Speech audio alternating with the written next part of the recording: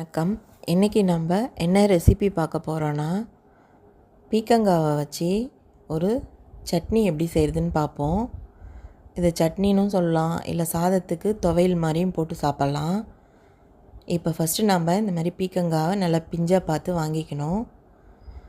இந்த மேலே இருக்கிற அந்த முள் மாதிரி இருக்கு இல்லையா, வறும்பு, அந்த வறும்பை இதை காமிக்கிறேன் பாருங்கள். இந்த வறும்பை நம்ம அப்படியே பீலரில் பீல் பண்ணி எடுத்துடணும். எடுத்துட்டோம்னா தோல்லாம் வந்துடும். ஃபுல்லாக க்ளீனாக தோல் எடுக்கணும்னு அவசியம் இல்லை. அந்த ஓரத்தில் இருக்கிற அந்த வறும்பை மட்டும் எடுத்துடணும். எடுத்துட்டு இந்த மாதிரி நம்ம ரவுண்டாக கட் பண்ணி எடுத்துக்கலாம். இது எந்த ஷேப்பில் வேணாலும் நீங்கள் கட் பண்ணிக்கலாம். ரவுண்டாகவும் கட் பண்ணிக்கலாம், இல்லை பொடியாகவும் கட் பண்ணிக்கலாம்.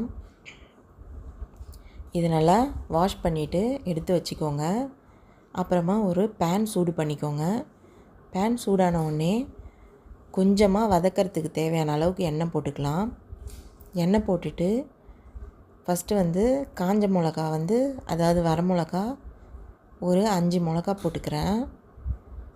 போட்டுட்டு நல்லா வதக்கி விட்டுக்கலாம். இது பச்சை மிளகா போட்டால் அந்தளவுக்கு டேஸ்ட் இருக்காது, காஞ்ச மிளகா போட்டால் நல்லா டேஸ்ட்டாக இருக்கும். அதுக்காக நான் ஒரு 5 மிளகா இதில் போட்டுக்கிறேன். இந்த மிளகா காரம் கம்மியாக இருக்கிறதால நான் ஒரு 5ன்றது 6-7 கூட போட்டுக்கிறேன். நீங்கள் மிளகாவுக்கு ஏற்ற மாதிரி போட்டுக்கோங்க, காரத்துக்கு ஏற்ற மாதிரி. அது கூட ஒரு 4 மிளகு போட்டுக்கிறேன். மிளகாவுடைய காரத்துக்கு ஏற்ற மாதிரி நம்ம கூட குறைய சேர்த்துக்கலாம். இப்போ இது கூட நான் குண்டு உளுந்து ஒரு ஸ்பூன் அளவுக்கு சேர்த்துக்கிறேன். இதோடு சேர்த்துட்டு நம்ம எல்லாத்தையும் நல்லா வறுத்து விட்டுக்கலாம். இப்போ பாருங்கள், இது நல்லா சிம்மில் வச்சுட்டு அடுப்பை நம்ம வறுத்துடலாம், இல்லைனா தீஞ்சிடும். இதை நல்லா வறுத்து விட்டதுக்கப்புறம் நம்ம கட் பண்ணி கழுவி வச்சுருக்கோம் இல்லையா பீக்கங்காய், அந்த பீக்கங்காவை நம்ம எடுத்து இது கூட சேர்த்துக்கலாம். இந்த பீர்க்கங்காயில் நீர் சத்து அதிகமாக இருக்கிறதால நாம் இப்போ வதக்கும் போதே நீங்கள் பார்த்தீங்கன்னா நீர் வெளியேறும். இதுலேருந்து நம்ம தண்ணியே ஊற்றலை தான், ஆனால் கொஞ்ச நேரம் கழித்து பார்த்தோம்னா இங்கே இதில் தண்ணி இருக்கும். நீர் சத்து அதிகமாக இருக்கிற ஒரு காய்கறி இந்த பீர்க்கங்காய்ங்க. இதில் எல்லா விதமான உடம்புக்கு தேவையான ஊட்டச்சத்து இருக்குது. ரெண்டாவது, நம்ம வெயிட் லாஸ் பண்ணணும் அப்படின்னு நினைக்கிறோம் அப்படின்னா இதை அடிக்கடி நம்ம டெய்லி சேர்க்க முடியலனாலும் ஒன்றோட்டு ஒரு நாள் சேர்க்கணும். இப்போ பாருங்கள், நான் கல் உப்பு 2 ஸ்பூன் ஆட் பண்ணிக்கிறேன். இதை ஆட் பண்ணிவிட்டு அதுக்கப்புறமா புளிப்பு சுவைக்காக நாம் ஒரு சின்ன நெல்லிக்காய் சைஸ் அளவுக்கு புளியை நல்லா தோல் பட்டையெல்லாம் நீக்கிட்டு நம்ம இது கூடயே சேர்த்துடலாம். இது தண்ணி விட்டு நல்லா வேகும்போது இந்த புளியும் நல்லா அது கூட இணைஞ்சி வெந்துடும். வெயிட் லாஸ் பண்ணுறவங்க இதை அடிக்கடி சேர்த்துக்கோங்க டயட்டில்.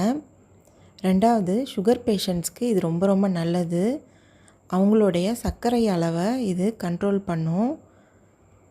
இவ்வளோ நற்குணங்கள் இருக்கிற இந்த பீர்க்கங்காயை நாம் அடிக்கடி சேர்த்துக்கிறது நல்லதுங்க.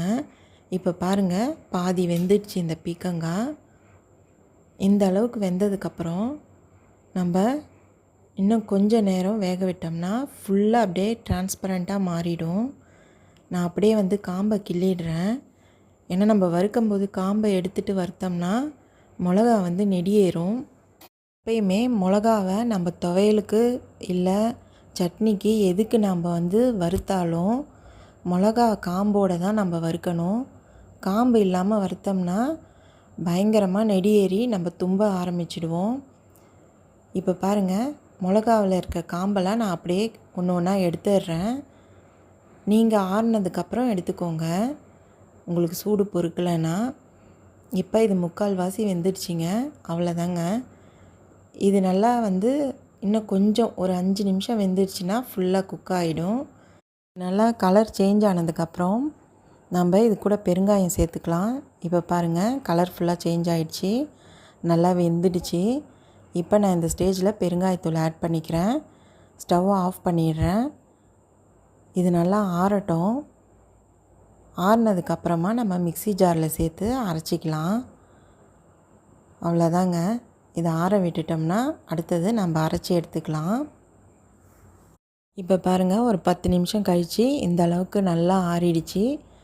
அவ்வளோதாங்க. நம்ம இப்போ ஜாரில் இதை மாற்றிக்கலாம்.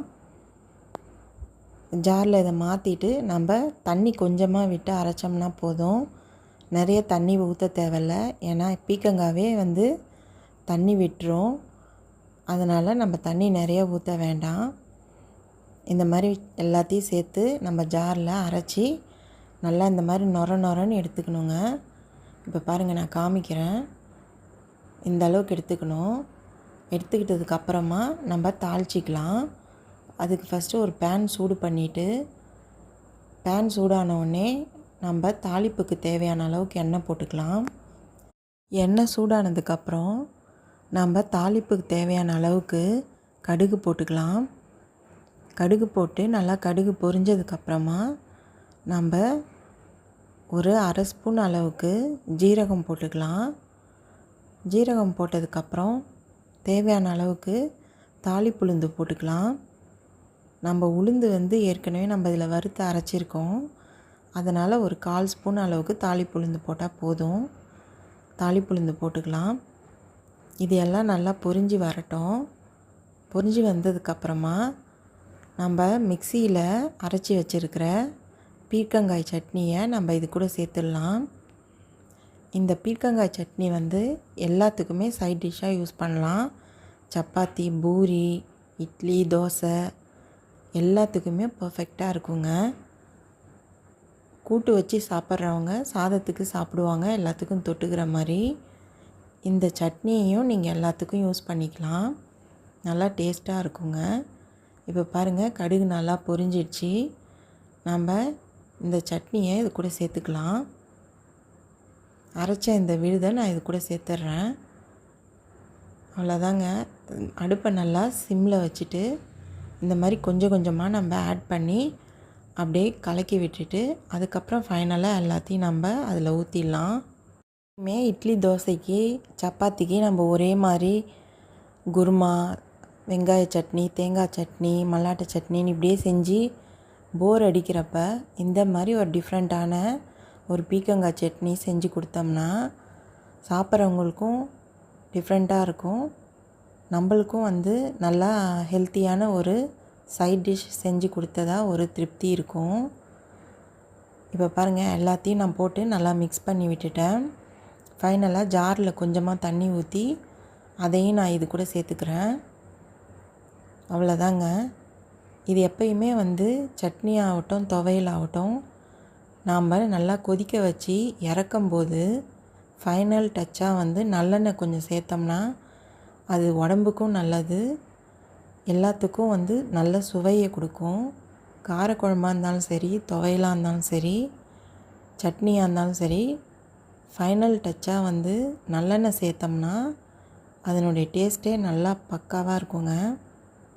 இப்போ பாருங்கள், இது லைட்டாக கொதி வந்தவுடனே நம்ம நல்லெண்ணெய் சேர்த்துட்டு கருவேப்பிலையும் போட்டு நம்ம இறக்கிடலாம். நான் நல்லா கழுவி எடுத்து வச்சுருக்கிற கருவேப்பிலையை நான் தேவையான அளவுக்கு இது கூட சேர்த்துக்கிறேன். சேர்த்துட்டு நல்லா ஒரு கலக்கி விட்டுடலாம். அதுக்கப்புறமா ஃபைனல் டச்சாக நான் நல்லெண்ணெய் சேர்த்துக்கிறேன். இது மாதிரி ஒரு திருப்பி விட்டுட்டு அதுக்கப்புறமா நல்லெண்ணெய் போட்டுக்கலாம். அவ்வளோதாங்க, நம்மளுடைய சூப்பரான பீர்க்கங்காய் சட்னி தயாராகிடுச்சு. இது நம்ம எல்லாத்துக்குமே சைட் டிஷ்ஷாக யூஸ் பண்ணலாம். நீங்களும் இந்த மாதிரி சிம்பிளான பீர்க்கங்காய் சட்னியை செஞ்சு பாருங்கள், எல்லாருக்கும் பிடிக்கும். உங்களுக்கும் ஒரு டிஃப்ரெண்ட்டான சைட் டிஷ் செஞ்சதாக ஒரு திருப்தி இருக்கும். ஃபைனல் டச்சாக நான் நல்லெண்ணெய் சேர்த்துக்கிறேன். சேர்த்துட்டு ஒரு திருப்பி விட்டுடுறேன். அவ்வளோதாங்க, நம்மளுடைய டேஸ்டான பீர்க்கங்காய் சைட் டிஷ் ரெடி ஆயிடுச்சுங்க. நீங்களும் இந்த ரெசிப்பியை ட்ரை பண்ணி பாருங்கள். தேங்க்யூ.